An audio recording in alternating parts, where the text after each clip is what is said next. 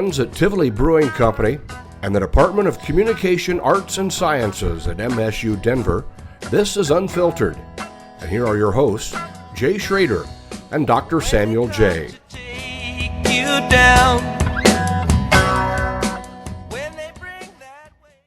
Hey everybody, wanted to let you know before we start this week's show about the SIP Beer Festival. That's the Shelter in Place Beer Festival Jay and I are putting on for the Colorado craft breweries that are out there, but specifically for their employees.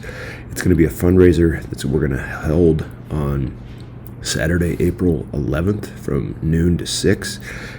There's different ways that you can participate, but it's going to be a virtual beer festival. We have some tickets. We're going to be selling some merchandise. You can learn a lot more at sipbeerfest.com.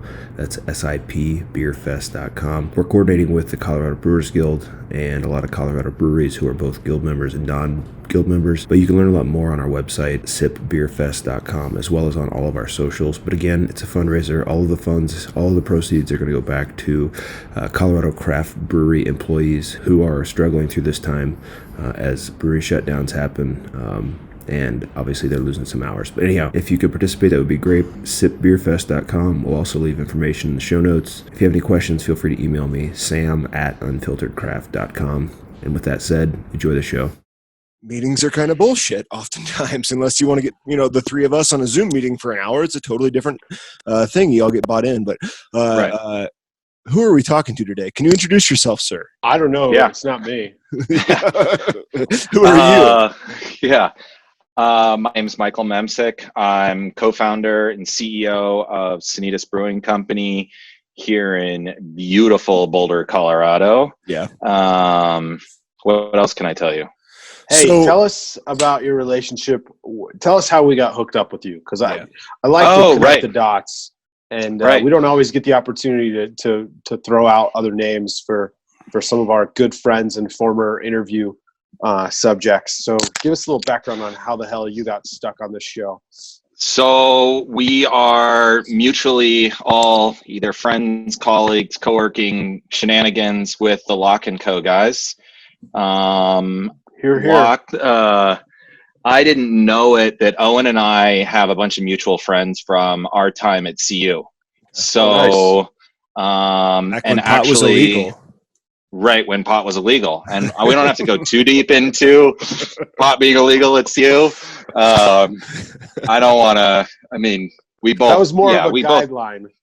It's when things were, Owen and I were both there when we were 3 of our 4 years, Playboy named us the #1 party school in America. So and at that point in time, that meant something. That was before Iowa took over, and now my alma mater is the #1 party school. So whatever. Sorry. There's not a lot going on there. No, but there's not. I've been. Yeah, driven past. So we were there together. In addition to being the co-founder at Sanitas, I'm also co-founder of a small distribution company out of Boulder as well, called Brewers Star. And we have a small handful of brands that we distribute for. And I don't run that company. I have a title with that company, and I work on big picture, but we have a general manager on that team who drives day-to-day business. But Lock & Co. was our first spirit and one of our first brands that we brought on. Nice. So I feel very fortunate, and if you haven't had their liquid, it's fire.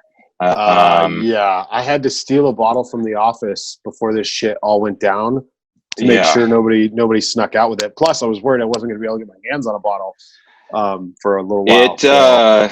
It is I'm not like an avid, crazy whiskey collector, but I hadn't really made any moves on my house whiskey in a number of years, and the house whiskey is now Lock & Co. That stuff is, I think it's an incredible liquid, and they're cool guys. So we've had some success with them. We're having a ton of fun with them, and that's how we all got hooked up, I guess.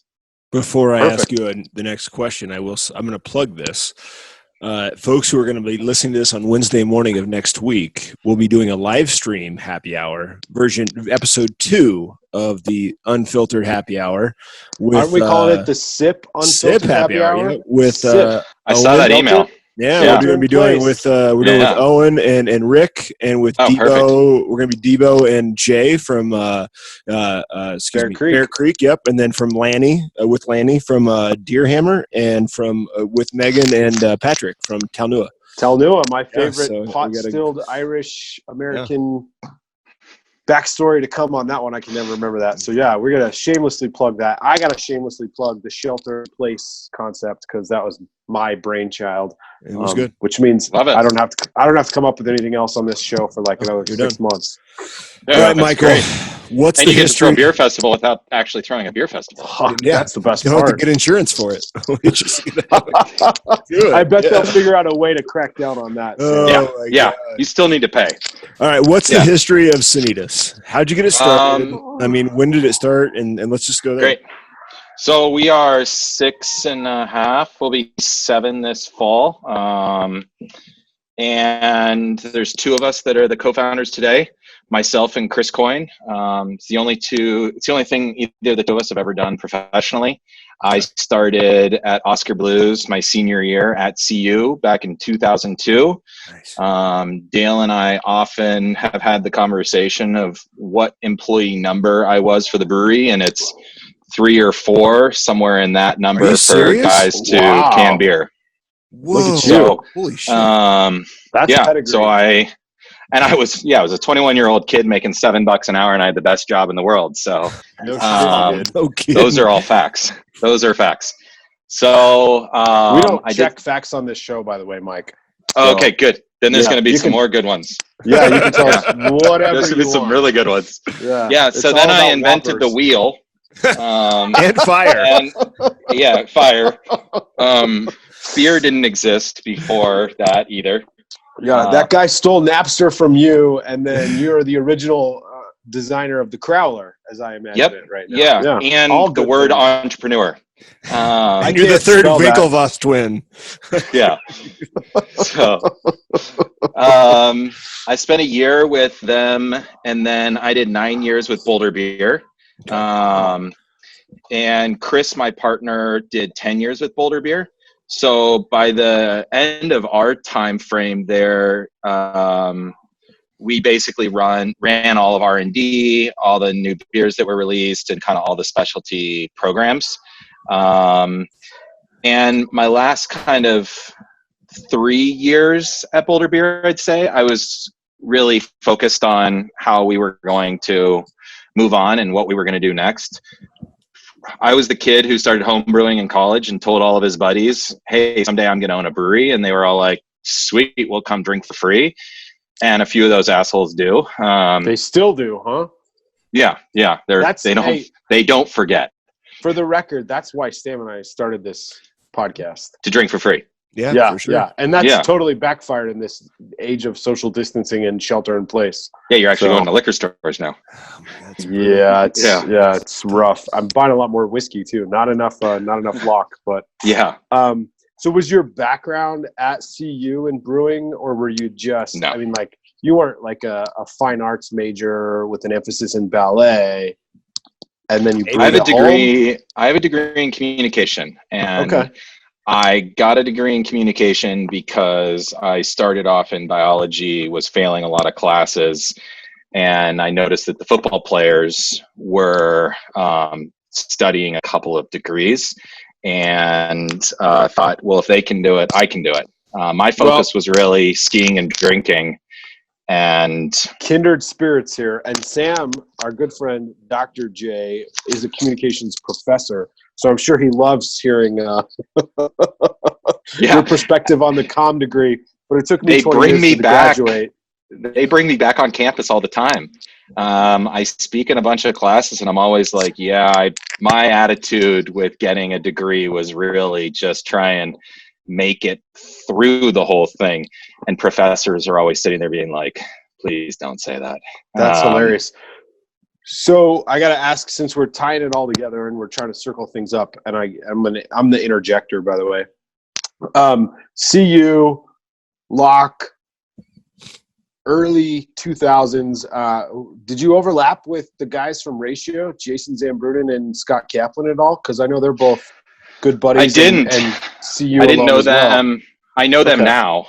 Yeah. Sure. And I know those guys after the fact, but I didn't know them then. And I overlapped with Duncan of Aspen Brewing for a quick minute. But I mean, none of us were really in the same. I mean, we weren't in the same groups and things like that. But it is wild now to know as many. There's as many alumni owners out of CU in the alcohol world. Is pretty cool. They were doing something right. And there wasn't, the programs that you see. I mean, to plug Metro though, like Metro will have the brewers that we drink beer from in 15 years. They'll all be from for sure class or something like that, right? But that 5 years. Yeah, for sure. Well, and the beer will be better in 2025 than the beer was in 2005, unequivocally. Yeah. Like, it's a totally different game than it was then. I'm going to say something real quick before we ask you the next question, which is, I think that what we're going to begin to see is that people like you, Michael, who know how to talk to people with a communications degree. I'm not plugging the degree, but I think it's going to begin to matter so much. Like, it's crazy. It's fucking crazy. No, I listened to another podcast today. I'm listening to a lot of podcasts, right? They're talking about that, right? In this moment where you have to communicate online in conversations like this, being able to talk really matters. Like, and if you can't do that, you're fucked. Like, if you're awkward in a Zoom conversation, like, you're done. I'm sure you guys have seen it too, but like with Zoom exploding right now, but like seeing people take their phone to the toilet and then like set the camera down and think that they've turned their camera off, and then you just see like somebody drops trowel right at the bathroom, and there's like 8 screens. Want to sit in on one of those now. yeah, it's good. Yeah, that's hilarious. So brewing? Were you brewing in your dorm room, in your apartment? What was it? Your kit? I wasn't a dorm brewer. I got we were given a hand-me-down kegerator, and I needed parts for the kegerator. And I don't know how familiar you guys are with kind of older Boulder homebrew culture, but there was a shop in town called What's Brewing, and a guy named John owned it.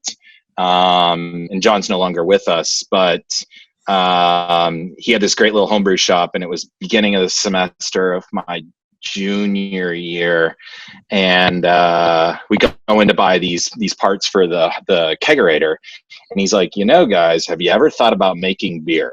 And it's one of those things where it's like, beer comes from a liquor store and a bottle. Like, I can't make it. And he's like, no, you buy that $50 kit there on the shelf and you'll have beer in 2 weeks. And it was like this crazy light bulb goes off. And I started getting really into it. So it was pretty much every weekend was ripping another batch, kegging a lot of it, and throwing a lot of parties. And it wasn't that people told us that the beer, or told myself, and I had some buddies and roommates that were involved as well, but it's not that people were telling us that the beer was so good. I just thought it was so cool. I didn't know that I cared that much how good it was. I just wanted to keep trying, get better. And pretty quickly, I was no longer a home brewer. I think you were a badass brewer, huh? No, I mean, I don't know that I don't try to put things like that together, but it went pretty quickly from my first couple of batches of homebrew to now I'm doing this for a living. And is this really going to be the rest of my life? What year was and that? to date it is. Were you still in college? So this is when you were in college or after college? 17 years. 2000. Oh, 2000, not two. Yeah, that's when you started home brewing, and then you took your job in 2002 at 2002 at Oscar Blues. So Oscar, I'm sorry, I always call it Dale's. Were you tasting amateur move? Were you tasting it, Michael? And I know that people were drinking it, which is good, but were you obviously knowing your expertise in the industry, tasting it and going, okay, this is pretty good. Like, did you know it was good? No, No, not that. No, I didn't. I was I was playing. Yeah, I was experimenting. I was trying stuff, and I was reading Charlie's book. I was trying different things. I don't think I was at that time period. I don't think I was great at it. But then I was trying to be really academic about it, and pretty quickly I was surrounded by people that were 10 plus years my senior who had been doing it for a long time, especially once I made it over to Boulder Beer. And now it's 2004, 2005, and I'm with a company that's been around since 79 with a lot of history and pedigree. And then it was learn quickly and stop being an asshole and keep up or get out of the way. Yeah. Like, you want to push that broom off the clock, then maybe you'll have another opportunity. And that was a very different time in our kind of our culture of an industry. But it was fun, and I got lucky a few times and got to keep playing. Do you miss that culture? Do you miss that? I mean, I feel like I went to Boulder Beer 15 years ago, and that feeling was still there. Like, it was still small. What's happened in the last 10, 18 years is it's a different animal. I think it's changed more than people really realize. Do you miss that kind of, just that atmosphere, that culture? Sometimes parts of it I do. And I also, if there were 1,200 breweries in the United States, it'd be a hell of a lot easier to make a lot more beer. There's a lot of competition out there these days. So, and part of it also was, it was such a, right now it's become a much bigger culture and a much bigger group. And a lot of my closest friends are in the industry and are owners of other breweries. And I feel very fortunate to kind of have the relationships that I do have. But it was a really tight club, and it was, you knew everybody in the Colorado beer scene, and you were on a team, you were in a club, and now the access to entry to the club is much easier than it was then. Do you have an issue with that? No. Okay, that's fine. This is an easy question. Either you do or you don't. So. Yeah, my ego's not that big. Good. I'm going to back up then. Boulder Beer. What do you think of what's gone down with Boulder Beer in the last crazy 6 months? I mean, hey, we're stopping distribution. We're shutting down everything but the tap room. Hey, somebody else is going to brew for us. Hey, we're fucking all over the map. And also, hold on before you answer that. If COVID-19 happened 6 months earlier, is Boulder Beer still around? Great questions. Dude, first of all, we don't try to date our interviews, Sam. I'm just saying. And COVID-19, unless it lasts like 17 years. No, but it's go ahead. It will. Go ahead. You're a banker. We're going to be talking about COVID-19 for the rest of your professional career. Fucking A, you are not wrong. But you remember COVID 2020, that was crazy. There you go. Yes. I mean, we haven't stopped talking about 9/11. Yeah, right. True. Actually, I got banker buddies that are like, I was there for my clients after 9/11. Now I'm going to be there for them after COVID-19. Bingo. Get over it. Get over it. No, get over it. Yeah. All right. Boulder Beer. Sorry. What the hell happened there? And what do you think if they missed the boat on COVID-19? I don't really know on the COVID-19. I think that, I don't know. That's a weird question, Sam. It is. It's a tough question. Yeah. It's a good question. It's a tough question. And I think that maybe. I think that Boulder Beer, and I still have a lot of friends that are part of that organization or what's left of it, and that were part of the old side of things. And I try not to ever say anything bad about them, because they've been part of my family, and they did so many good things for me personally and for my career. But I think that if you had to summarize it into like a couple of bullet points or things that really count on, is I don't think they did enough to be aggressive coming out of kind of transitioning from what was to what is craft beer. And I think that there are. So wait, what are those things? What are those things? What people want from product, the newness game. Okay. Like trying to stay ahead of the curve on the newness game, or at least with the curve on the newness game. Mm-hmm. And I think that and I think a lot of it comes down to when they decided to brew the products that they did.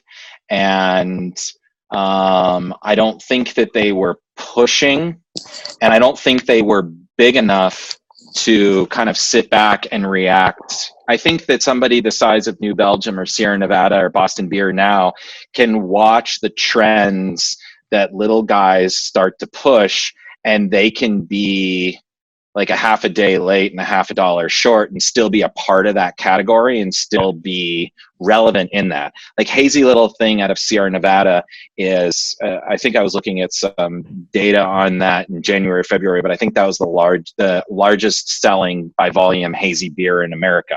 Wow. And for 2019. And that might or might not be a fact, but it's at least how I interpreted that information. I mean, they're selling a shitload of it no matter what, whether or not that's true. Like first or second or third, and they're definitely in the top 5. And they're not a hazy brewery. They're not that isn't who they are, but they did a good job of saying, okay, this is a real trend. This is actually happening. Let's let some people lead this and drive this and create this. Now let's jump on board with ours. And it doesn't have to be the craziest storytelling hazy beer out there, but we're going to play in the category. So how can an Odell ride this wave? Or like Odell to me makes they're kind of, or a Denver Beer Co. or even, I mean, Upslope's kind of at the bottom of that, but they've managed to survive. I mean, I just want to know, like, economically, what's different between them and a Boulder Beer?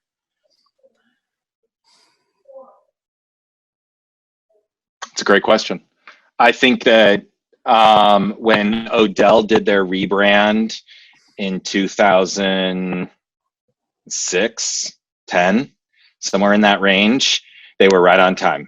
Okay. And I think that they made some changes to their IPA at that point in time that were really well executed. And I think that their growth strategy was really, really intelligent. I think they went slowly in terms of geography, but fast in terms of depth. They didn't try to go a mile wide and an inch deep, or however I say that. Mm-hmm. They really focused on the territories they went into. I remember knowing in like 2012, 13, 14, right when we were opening, and talked to a distributor down in Arizona that Odell was selling a lot of beer with, and their presence, their commitment, their marketing, the tools that they were putting into place, they really built some serious infrastructure in some of those places. And in that time period, Boulder Beer was still growing at a pretty good clip from part of that and shooting beer out across America. And, you know, we had a sales rep in California that had the entire West Coast. We had a guy in Boston that had from Maine to Florida. And I think that worked at a different point in time, and that no longer worked. People are looking for hand sales. They're looking for that, the touch points, not just with the liquid, but with people.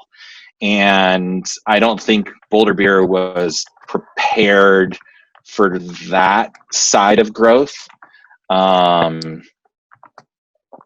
maybe they didn't take care of home well enough. You know, that could be I think that's a fair point. My only exposure to Boulder Beer for years and years and years was, the only place I ever saw it was at the garden level bar Sing Sing in Lodo. And that was it. And I didn't love it, frankly. Mm-hmm. I mean, yeah. They should have been coming on the same level as a New Belgium at that point, in my opinion. But I would have never 15 years ago said, hey, when I'm at Sing Sing every Friday, I should be having a Buffalo Gold or whatever was the deal du jour, because that was the only beer they had on at Sing Sing. And swear to God, I don't think I know anything else. But anyway, it's interesting to hear the history. We're shitty because we're not worried about Boulder beer. We're more worried about Sanitas. So I apologize. That's my fault. Yeah, that's my fault. I got us off on a tangent. Yeah, that's fine. I get it. Take over. It's part of my history. Yeah, well, that's what's interesting about it. Actually, we enjoy kind of the breadcrumbs, right? Whether it's a Lock and Co connection or Boulder beer, but I'm sure Sam has some like burning questions about Sanitas. No, I mean, why did you decide to? I want to know, like, why'd you stick? Okay, so you opened the first. When did you open the first spot in Boulder? Because you have multiple spots, right? Nope. No, just one. Just one. Where is it? Yep, fall of 2013. Okay. We're at Foothills and Pearl in Boulder. Okay, so what gave you right off the highway, right? Gumption? Yep. Yeah, right there. Exactly. So what was the gumption to open that place up? Tell us the thought process, the business planning, all of that stuff. How'd you get into it? It was really it was a long term coming. It was that this is something that we're going to do eventually, and we need to find out or find the time and the way and the how to get there. And then from a business plan perspective, that's changed drastically over the years.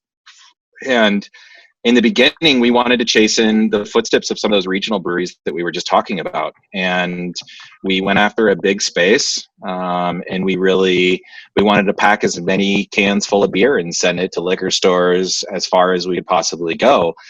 And when I was writing a business plan and we were in the early stages of getting investment, things like that, I mean, if you had made a bet with me then, and when we had, 16 or 1,800 breweries in the country, and you said, I'll bet you $100,000 that there will be 8,000 breweries by 2020, and I'll give you any odds you pick, I would have taken the bet. There's no chance that we would have ended up where we have ended up, in my opinion, and I'm still blown away by it.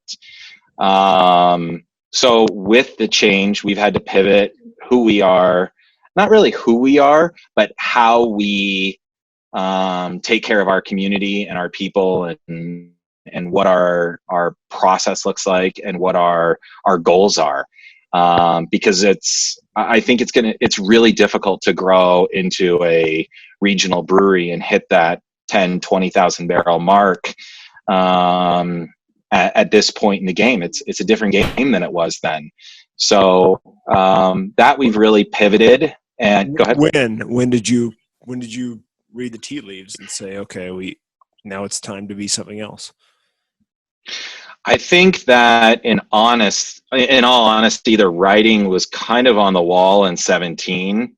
Okay. And I don't think we were mature enough to read it until like fall of 18. Probably. What happened in 17? I'm trying to think. Just a slew of new openings and everything, or what? Yeah, I think that's when Colorado, to me, really the saturation was here, and that's when you stopped seeing the growth out of.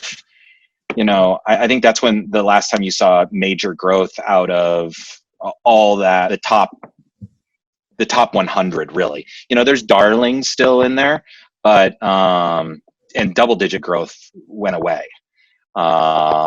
So in that respect, I think we were kind of like a dollar early, late, and short. Mm-hmm. One of those things. But 2018, it was really like, okay, we have this killer tap room, and people come in here every day, so that needs to become our focus. That needs to be our energy, our drive, and that's been a big shift.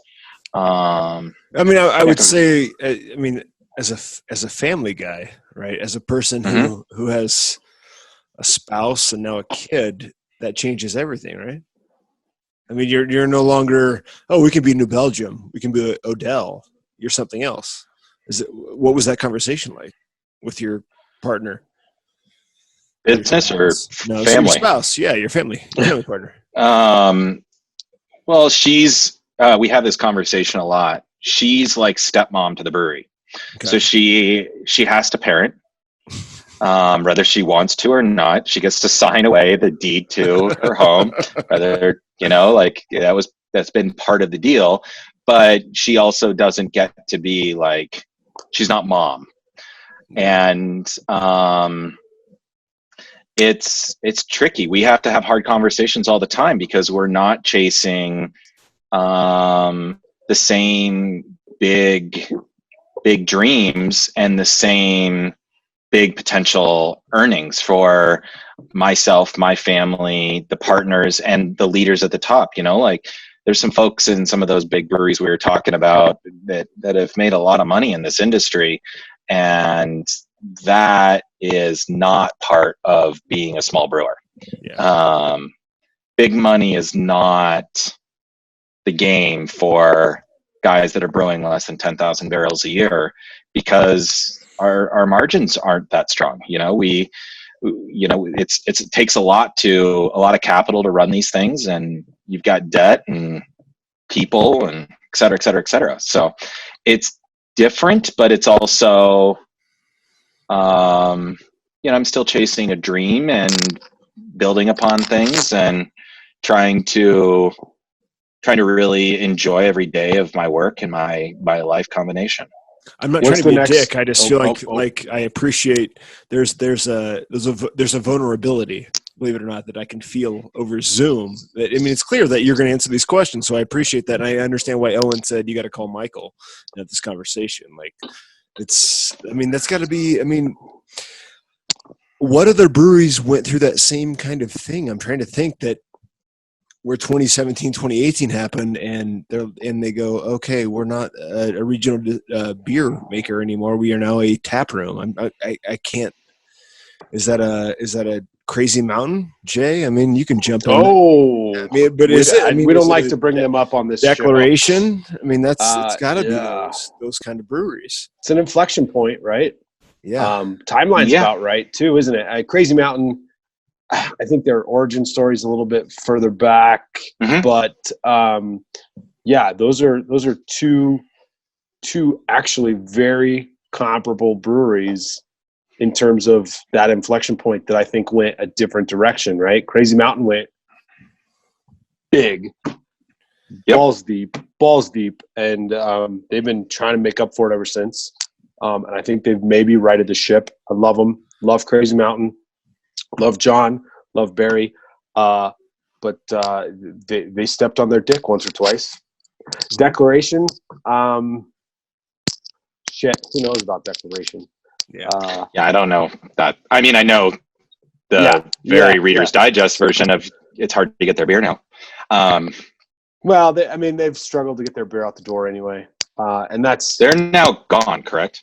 No. We had that question internally this morning, I think. Yeah. They, funny enough, God, they went from you could see them everywhere to now. I don't know what's going to happen. I thought they were gone. No, they filed. They're still around. Yeah. They filed for bankruptcy, but that was protection really to get out of debt, which was a good move. The problem is they owned their real estate where they are, which is huge in Denver. It's a great location. And they sold the real estate to recapitalize. My opinion, horrible mistake. I don't know if you guys own your real estate or if you lease. Not that it matters in this conversation. But Crazy Mountain, Declaration, the trajectory has just been a lot of peaks and then a lot of valleys. And I think it's a tale of three breweries, right? If you look at 17, 18, because those were the years that made it easier hard. And Crazy Mountain, they were attracting good money and investors, and they were able to kind of rein in whatever was going on so they could control their destiny a little bit better, and they could take over that brewery and they could continue to grow. And they were one of the first breweries from my perspective that were getting into grocery stores early. They knew it was coming. Declaration went the other way, and they kind of just went wild, and they were throwing up fucking new beers every 17 minutes or whatever. There was no direction. I mean, this has got to be, Michael. I mean, you can say yay or nay, but it has to be kind of serendipity. And to go back to, I mean, Owen brought this up last night when we were talking to Owen. In the middle. Yeah, but I mean, talk about whiskey, right? Owen said he's in a really good spot because they have no storefront, no overhead, none, right? They don't have to pay a fucking rent, nothing. You know, like, well, it's all done. It's all done on contract. Yeah. You know, they're a sales and marketing company. Yeah. Yeah. And I was interesting, the Good River guys who have been good friends for a bunch of years, and we did some contract brewing for them when they were getting going. They were kind of splitting up between us and Sleeping Giant, and talking to those guys, and they're like, yeah, we're a sales and marketing company. You're our brewers. Like, we hope to be able to become brewers. We're a sales and marketing company. And I was just like, fuck, I'm jealous. And then got to thinking about, like, well, who else has ever done this? And I was like, oh, this is what Boston Beer did. Like, this is how Boston Beer started their company. They were a sales and marketing team. And, you know, Jim Cook is a brilliant marketing mind and a great people leader.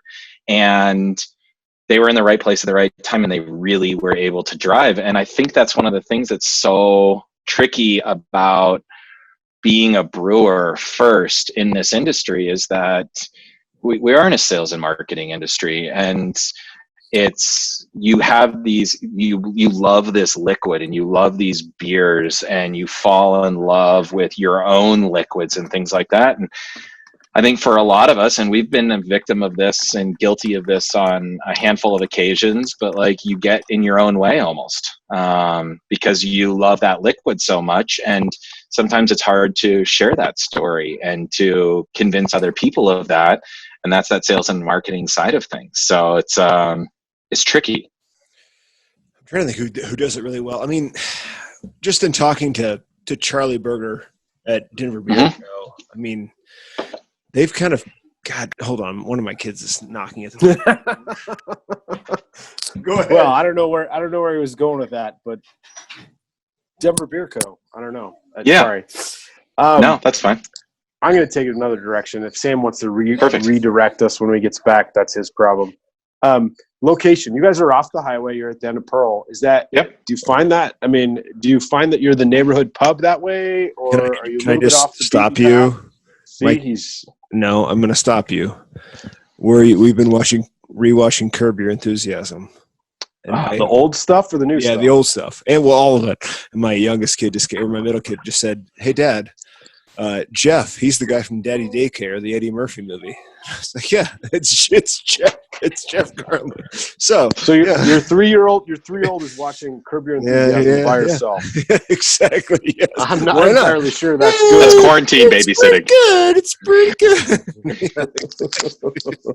Okay. Quarantine babysitting. Yeah, exactly. I'm sorry. I didn't mean to interrupt. Continue. Yeah, that's right. I had nothing intelligent to say, and you actually probably had a better question. I was talking about with location. Mike's location, where they are. I know the general area. It doesn't strike me as being a pub neighborhood like attraction, but I didn't grow up in Boulder. I didn't go to college in Boulder. You just graduated, actually. So yeah, from Metro. So that doesn't mean anything. They photocopied that degree. They check the. Yeah, yep, exactly. He's got it. Oh, yeah. Wait. He's and then got one. They look to make sure the check clears the actual money. Checking a pulse. Yeah, and then we're good to go. It took 20 years, and it still took that long. So yeah. They my checks. I should defend them, but I'm not. Yeah, they do. They do. Are you guys destination? Are you guys a neighborhood pub? You're not a tough par 5 from the new ska spot that's going in, right? I mean, you're pretty close. We're very close there. Yeah. So what do you guys see? If the road went all the way through, we would be on the same street. Oh, okay. And so it's also the same street that Boulder Beer was on. So like all three of us are the same distance from Foothills. Gotcha. Okay. I'm half, like, exactly in between the two spots. It's like Brewers Row then. little bit, yeah. I mean, the whole city is like freaking Brewers Row. But so, no, I think we are a little bit destination. We have a huge parking lot, which helps for people to be able to come there. And our tap room is also good for groups. So we see a lot of large happy hour groups and things like that will come together there, especially after a work situation. But we really see a tourism group like a tourism demographic that comes in, especially once we get into summer and the weekends, things like that. We see a group that is people that are grabbing us after work. And then there is like another kind of the people who live in the apartments and the condos that are within 1.5 miles, 2 miles of us. We see that as like another layer. So we're not neighborhoody where we have like, we're a Cheers where you walk in and everybody at the bar knows everybody. So yeah, I don't know if that answers your question. It's perfect. It does what it needs to. I'm actually looking at a map now just because I'm that kind of a nerd.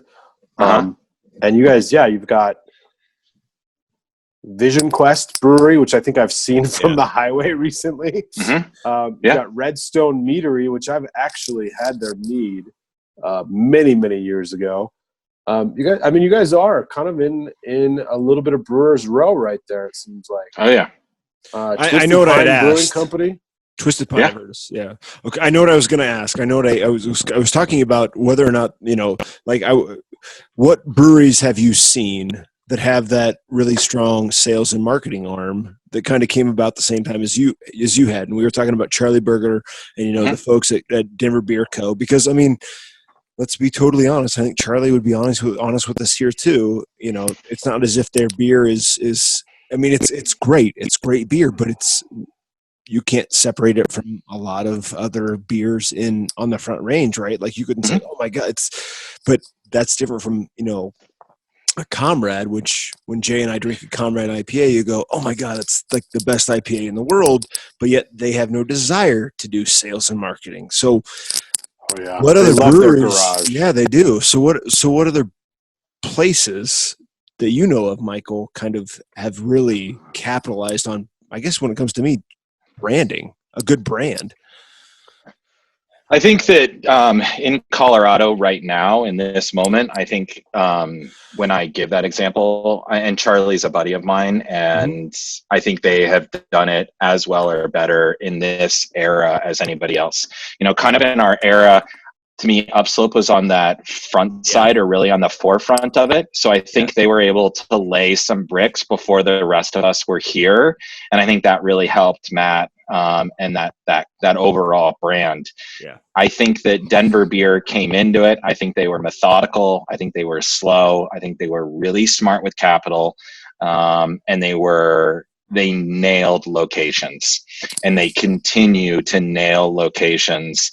And I also think that it's a hard thing as a person who's deep in the industry is you follow all the garbage online.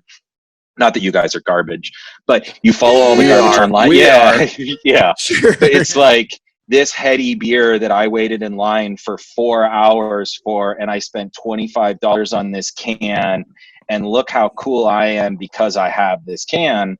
That is a segment, and there's a handful of breweries across the country. We have a few here in Colorado now. They're making great money doing that, and they're having a lot of success.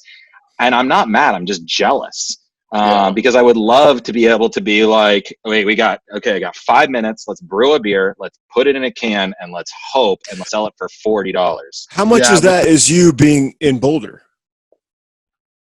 Not that much of that is happening in Boulder. No, but I mean, you can't. I know what you're saying because you pointed out, Charlie and the Denver Beer Co. people basically finding really good locations. Boulder, I don't want to say has kind of handcuffed you, but you're not as flexible there, right, as you are in Denver, in terms of can you find that spot that isn't basically? Yeah, you're basically in the perfect location. Right?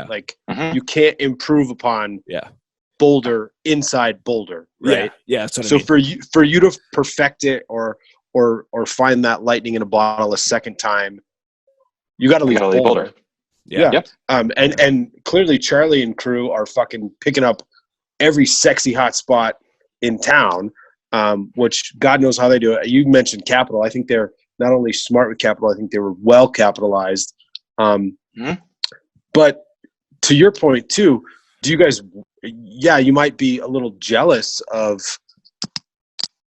I'm just going to say it, a spaghetti Western lager, whatever, that sells for $40 a pop. We know who we're talking about. But do you want to be that brewery? You don't want to be that brewery. I mean, maybe. No, I don't want to chase that brewery. I'm jealous of that.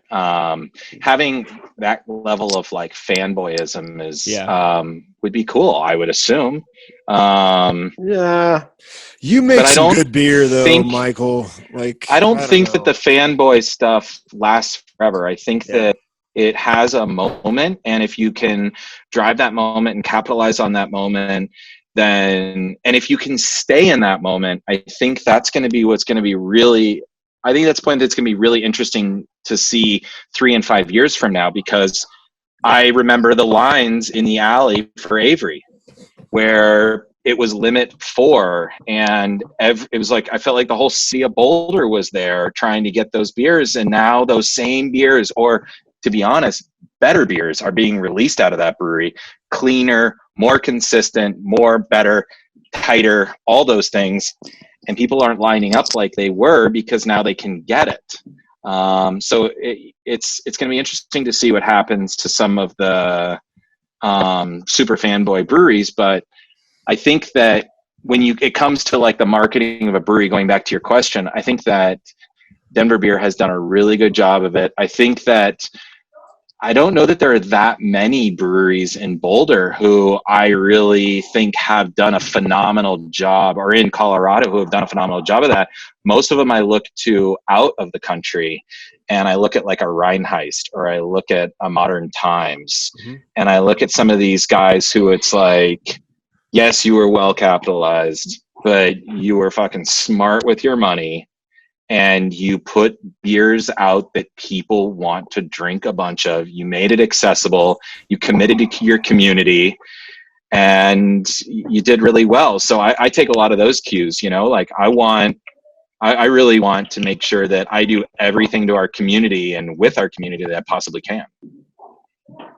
Do you think that you guys are the Boulder beer company now? I mean, who's the go-to in the Boulder? I'd love to be that. I would love to be that, and I don't think we are today. Upslope really does have. Upslope? I think that it was, if I look through my tenure in my time in the industry, when I got into the industry, it was Boulder Beers. Then Oscar Blues took it. Then Avery took it. Now it's Upslopes. And I don't know though that Upslope has the same stake in the ground that Avery had for a while. I mean, it was Avery's town for a long time, and they probably had the longest run during my career, where you went up and down Pearl Street and Avery IPA was on in every single bar. It felt like the New Belgium Odell stuff up in Fort Collins, or the way Denver Pale Ale was on everywhere in Denver 8 years ago. For years, for a long time. And they had a Great Divide had a great run with that. Yeah, so I feel like we're not giving you enough attention. I think this is one of those things where we break out of this quarantine. You're our first interview. Like we come up there and we sit down. I hope so. Drink beer, and I think all of our brewers are smart, and all of our interviews are smart. Mike, you're definitely bringing a different perspective to it that I think is a little bit more intellectual and probably philosophical. Yeah, it's good. Yeah, I mean, it's crazy too. It's a crazy time. It's changed a lot, and I appreciate all those comments that you guys made. I frequently don't think I am a very intelligent person. I'm able to talk to people and tell stories, and I love to tell stories, but I can't hardly read. So that's another thing about education. You've said that a couple times, and I'm starting to think you mean it this time. Yeah. Do you have a thing that we need to know about? Well, I've got a lot of things, but not all that you need to know about. Okay, good. This relationship is early. Yeah, I'm not a therapist. Yeah, and I have a rash, but I don't think I got a rash. Camera won't do it justice. I got a rash so bad. You might as well. You might as well show it. Michael Memsic, thank you so much. You are on our list of in-person interviews as soon as we can. Please, I'd love to do that. Loud, and we'll come up to Boulder and we'll bring Owen with us. Yeah, we should. That'd be a lot of fun. All right, awesome. Mike. Thanks so much, buddy. Yeah, Jay, absolutely. we'll see you later. Michael, whatever we can do, man, just let us know over the next who knows how many weeks. Just let us know, and we'll. Yeah, I mean, I saw your email on the Sip-In Festival or whatever your cool it's not name was. hashtagging fast Sam. Yeah, I haven't even started. I got a website to build. Yeah, we're all in. I'd love to be able to participate, and it's going to be a tricky time for a lot of us, and to-go beer is going to be really important, and who can be crafty and clever. Hey, I'm working on cans. I'm working on cans and crowlers for the entire city right now. I swear to God, I am. Love it. All right, met a new friend tonight, Michael Memsic. Thank you, buddy. Yeah. Have a great night and be safe. Cheers, Mike. Yeah, everybody behave. All right, see you guys.